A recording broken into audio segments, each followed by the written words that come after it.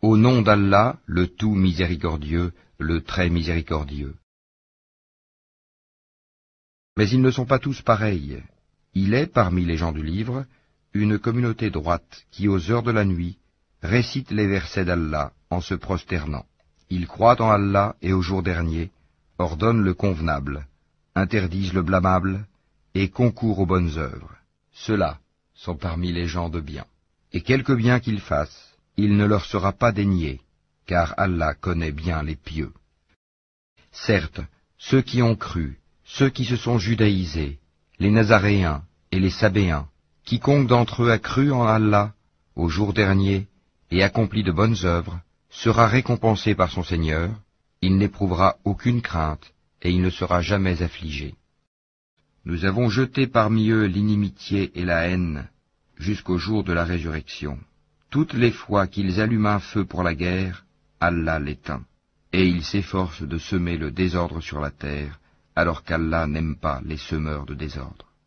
Faudrait-il chaque fois qu'ils concluent un pacte, qu'une partie d'entre eux le dénonce? C'est que plutôt la plupart d'entre eux ne sont pas croyants. Et quand leur vint d'Allah un messager, confirmant ce qu'il y avait déjà avec eux, certains à qui le livre avait été donné, jetèrent derrière leur dos le livre d'Allah, comme s'ils ne savaient pas. Malheur donc à ceux qui de leurs propres mains composent un livre, puis le présentent comme venant d'Allah pour en tirer un vil profit. Malheur à eux donc, à cause de ce que leurs mains ont écrit, et malheur à eux à cause de ce qu'ils en profitent. Dis, ô gens du livre, venez à une parole commune entre nous et vous, que nous n'adorions qu'Allah sans rien lui associer, et que nous ne nous prenions point les uns les autres pour seigneurs en dehors d'Allah. Puis, s'ils tournent le dos, dites, soyez témoins que nous sommes soumis. Ô gens du livre, pourquoi disputez-vous au sujet d'Abraham, alors que la Torah et l'Évangile ne sont descendus qu'après lui? Ne raisonnez-vous donc pas? Vous avez bel et bien disputé à propos d'une chose dont vous avez connaissance. Mais pourquoi disputez-vous des choses dont vous n'avez pas connaissance? Or Allah sait, tandis que vous ne savez pas. Abraham n'était ni juif ni chrétien, il était entièrement soumis à Allah, musulman, et il n'était point du nombre des associés. Je pense que chaque guerre est précédée de grands médias mensonges, et il faut, je pense, qui dans cette salle peut prétendre savoir tout ce qui se passe maintenant en Libye et avoir les preuves de tout ce qu'on nous a avancé? Je pense qu'une première chose qui est prudente, c'est de se remémorer que chaque guerre est précédée d'un grand média mensonge.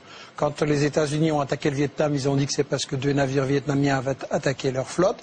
Après, ils ont reconnu que c'était faux.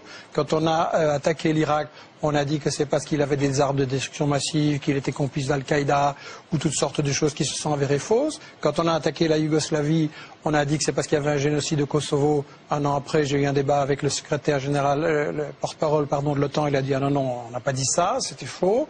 L'Afghanistan, on nous a dit que c'est parce qu'ils étaient responsables du 11 septembre. À chaque guerre, il y a un média mensonge. Après, on sait que c'est faux, mais le mal est fait. Et on sait aussi que ce sont des guerres qui poursuivent en fait d'autres objectifs et qui vont tuer beaucoup plus de gens que ce qu'on nous a dit. Je pense que ce serait important de prendre du recul, comme on vient de le faire, de remettre ça dans un contexte. Et justement, puisque vous m'avez fait l'honneur de m'inviter dans cette émission, qui est assez exceptionnelle, néanmoins, je pense que vous avez fait une erreur en m'invitant, parce que quand j'entends toutes ces choses-là, je me sens un peu un idiot. Ça fait déjà 10 fois qu'on m'explique la différence entre un bon arabe et un mauvais arabe, et je dois être idiot parce que j'ai toujours pas compris. Quel est le critère pour l'Europe, pour les États-Unis, pour distinguer le bon arabe et le mauvais arabe?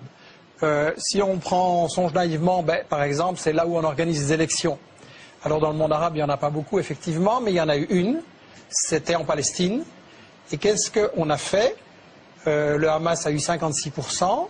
Le cher président palestinien non élu ou pas réélu, qui est l'ami de l'Europe et des États-Unis, qu'est-ce qu'il a fait? Il a destitué le Premier ministre qui avait 56% et il a nommé un type qui en avait 2%.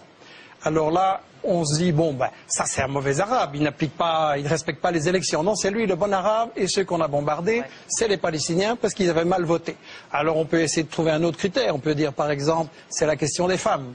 Et là, on peut dire, oui, le Hamas sur la question des femmes, pas excellent. Mais je me souviens, pour avoir été en Irak, justement, pour voir les conséquences sur la population civile des bombes que votre camp avait lancées. Je me souviens qu'en Irak, il y avait peut-être beaucoup de choses qui n'allaient pas, mais il y avait une éducation et des soins de santé formidables. Et j'ai vu des femmes dans des ministères qui commandaient à des hommes et tout le monde trouvait ça normal. Comparé maintenant, donc, je me suis dit, ça c'est des bons Arabes. Non. Les Irakiens, vous vous souvenez, Madeleine Albright disait, est-ce que ça vaut la peine que 500 000 enfants irakiens soient morts à cause du blocus et de l'embargo appliqué par les gens que vous admirez, les États-Unis, la France, etc. Et elle a répondu oui. Donc les Irakiens qui avaient émancipé la femme, ce n'étaient pas les bons Arabes. Les bons Arabes, c'est par exemple l'Arabie Saoudite, où il est interdit à une femme d'aller, de faire des études, de voyager, d'aller à l'hôpital sans son mari, etc.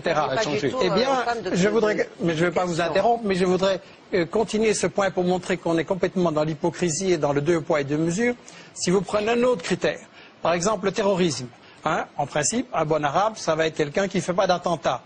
Pas de chance, il y a un certain Ben Laden qui a fait des attentats contre un gouvernement en Afghanistan sur lesquels on pouvait dire des choses, mais qui avait émancipé les femmes. Et là, on a, bon, Ben Laden, mauvais arabe. Alors, ah non. Le gouvernement dont vous parlez, celui de Najibullah, qui était soutenu par les soviétiques. Exactement, dans les années 80 en Afghanistan. Et donc, on va dire Ben Laden, il fait des attentats, c'est un mauvais arabe. Ah non, il est aidé, financé par M. Carter, Brzezinski, etc. À l'époque. Donc, on dit Ben Laden, mauvais arabe. Bon arabe, puisqu'il fait des attentats financés par les États-Unis. Malheureusement, après, il fait les mêmes attentats contre les États-Unis. Et donc, le bon arabe devient un mauvais arabe. Si on prend maintenant la question actuelle, la question de la violence et de la répression. On nous dit Kadhafi a tiré sur les civils, on attend les preuves, on nous dit il y a 6 000 morts, puis c'est 2 000, puis c'est 200, puis etc. Je pense qu'il est impossible dans ce genre de situation. Les gens qui disent qu'ils ont un chiffre précis, c'est pour moi des charlatans, mais de toute façon, il y a toute une série de satellites qui ont indiqué que ce n'était pas prouvé.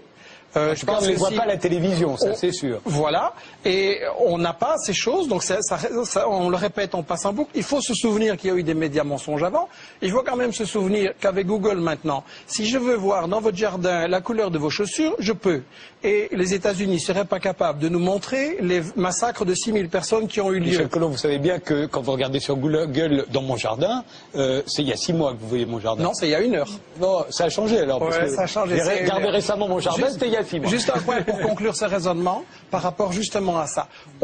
Admettons même que Kadhafi ait fait des choses. C'est certainement pas un tendre et c'est pas mon modèle de dirigeant pour un pays du tiers-monde. Mais il y a une chose quand même. Au moment où on fait cette résolution pour aller bombarder en Libye, et j'ai été en Irak, j'ai été en Yougoslavie, je sais ce que font les bombes, et vos bombes françaises, vos bombes des États-Unis vont tuer des gens, des femmes, des bébés et des vieillards, et ça, dans quelques jours, on va le voir, et il faudra réfléchir à la responsabilité qu'on prend. Au même moment, qu'est-ce qui se passe au Yémen? Il y a des massacres épouvantables de manifestants civils qui, ceux-là, sont vraiment désarmés, et qu'est-ce qu'on fait? Les États-Unis et la France aident le Yémen.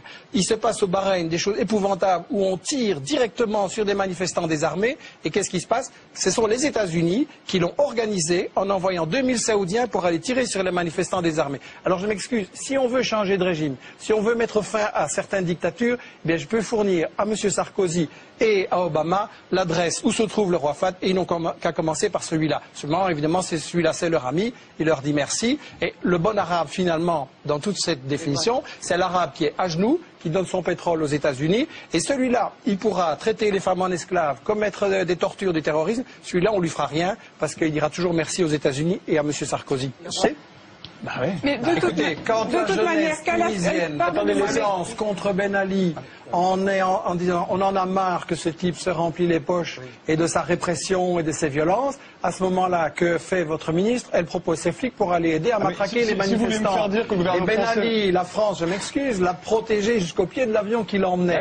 Et là, tout d'un coup, vous me dites que toucher... vous me dites que toucher... Kadhafi est allé trop loin. Je vous laisserai parler, mais si vous voulez me laisser gentiment terminer... Et vous dites des choses incroyables. Oui, je dis des choses qui ne sont pas à la télévision tous les jours, comme ce que vous avez dit. Et c'est pour ça que ça peut prendre... On ira plus vite si on ne va pas ensemble. Et c'est pour ça que ça peut prendre un peu de temps pour que ça puisse être expliqué aux gens. Après tout, ce sont des choses qu'on dit absolument pas dans les journaux télévisés. Donc je voudrais quand même dire une chose. Votre gouvernement qui protège... C'est aussi le vôtre, en fait. Il est belge. Il est belge. Ah, vous êtes belge. Pardonnez-moi, je dis Je suis belge, personne n'est parfait. Et si on veut aller au fond des choses, si vous ne coupez pas, je pense que le spectateur aura plus de chances de se faire une idée des deux positions. En fait, les États-Unis et la France ont essayé de protéger Ben Ali et Moubarak jusqu'à la dernière seconde. Et le cas d'Al-Kadhafi est légèrement différent, parce que oui, c'est un dictateur, oui, c'est un corrompu, oui, il y a des comptes en Suisse, mais d'un autre côté, il a nationalisé le pétrole, et là, il a déplu à Exxon, à Total et à BP, il a soutenu les Palestiniens, et là, il a déplu aussi. Et ce qui se passe,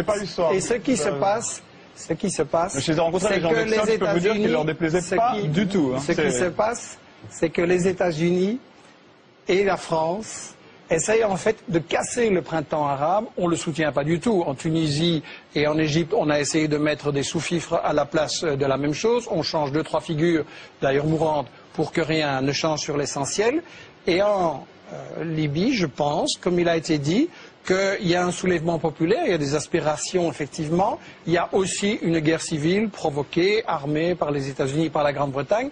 Et on veut un changement de régime, parce qu'il y a une chose que les États-Unis craignent énormément, c'est que si vous avez la Tunisie, l'Égypte qui continuent à évoluer, et la Libye qui forment un ensemble opposé aux États-Unis, opposé à Israël, mais là on est dans les véritables buts de guerre de toute cette histoire-ci et de cette guerre en Libye. Un, c'est le pétrole, il faut quand même avoir le courage de le dire, comme en Irak, c'est une guerre pour le pétrole, parce qu'il s'agit de contrôler le pétrole partout, qui rapporte énormément, et deux, il s'agit de bloquer le monde arabe qui est en train de dire, ben, ce pétrole, au lieu qu'il aille dans les poches de Total et de Chevron, il pourrait servir à ce qu'on fasse comme Chavez ou comme Evo Morales un développement social avec l'éducation, des soins de santé gratuits pour tout le monde, un travail pour tout le monde, que le pétrole soit utile et pas comme vos amis, le roi Fahd et les émirs du Qatar qui construisent avec le pétrole des tours de 600, 700, 800 mètres dans lesquelles une suite ça coûte 20 000 € la nuit et ça sert à quoi ça pendant qu'il y a des crèves la faim partout dans le monde. Oui, il y a quand même 2-3 choses sur lesquelles il faut être clair. On dit comme si ça semblait normal, naturel, on va changer de régime. C'est illégal au regard du droit international. On a le droit d'intervenir pour défendre un pays victime d'une agression. Pas pour, dans le cas d'une insurrection armée, dire qu'on soutient tel camp à la place de tel autre. Si on commence à autoriser n'importe quel pays à intervenir sur ce genre de choses, et demain la Russie va dire ce qui se passe au Bahreïn c'est dégoûtant, moi j'interviens et je change de régime au Bahreïn. Et la Chine va dire l'Arabie Saoudite ça ne me plaît pas. Voilà, mais je prends des hypothèses théoriques pour qu'on se rende compte que c'est ridicule. Deuxièmement, je voudrais dire ceci, il y a quand même une prétention des maîtres du monde européens et des États-Unis à dire c'est nous qui savons ce qui doit se passer là et là. Moi je suis tout à fait d'accord avec ce que Ronnie Broman a dit au point de départ. Un peuple qui veut se libérer et changer ses dirigeants, il en a le droit. Vous n'avez pas le droit à sa place. S'il y a vraiment une révolte populaire et une unité populaire, il renversera même des gens qui paraissaient indétrônables comme Ben Ali et comme Moubarak. Et par rapport à cette prétention qui m'agace terriblement de l'Européen, je voudrais dire cette chose-ci. On parle de la communauté internationale. Ça c'est un gros média mensonge. Parce que non seulement la Chine, la Russie, l'Allemagne ont voté contre, mais quand vous regardez l'Amérique... La Chine s'est abstenue. Quand vous regardez l'Amérique latine, qu'est-ce qu'elle a fait? Elle a dit on soutient la proposition de médiation de Chavez. Je rappelle que si vraiment le but qu'on avait c'était d'empêcher des massacres de gens ou d'empêcher qu'on se batte, Chavez avait fait une proposition de médiation soutenue par la Ligue arabe et par l'Union africaine et on l'a refusé. Pourquoi? Et il se passe la même chose à chaque guerre. Contre l'Irak, contre la Yougoslavie, contre l'Afghanistan, il y avait chaque fois des propositions négociées et c'est l'Europe et les États-Unis qui les refusent. Donc c'est qu'il y a des buts cachés. Et effectivement, on essaye de renverser Kadhafi et on voulait protéger Ben Ali et Moubarak parce qu'il s'agit de garder le contrôle sur le monde arabe, sur le pétrole et de garder la place d'Israël dont on ne parle absolument pas. Plus loin, c'est que toute l'expérience historique, alors il y aurait vraiment une sorte de miracle, une épiphanie démocratique qui nous tomberait dessus. À chaque fois qu'il y a eu des interventions pour la démocratie, ce qui a été semé, c'est le nationalisme et la haine. Depuis Napoléon, nous devrions savoir ça. Nous avons 2 siècles de recul derrière nous. Nous n'avons pas un seul exemple, je dis bien pas un seul exemple, qui puisse démontrer le contraire. Pourquoi est-ce que d'un seul coup, l'histoire inverserait son cours, les mécanismes seraient mis cul par-dessus tête et la démocratie jaillirait des cratères de bombes. Je pense que les gens qui nous regardent et qui essayent de se dire qu'est-ce qu'il faut faire, est-ce qu'il faut intervenir par rapport à ces situations, peuvent se dire deux choses. La première, c'est que chaque guerre précédente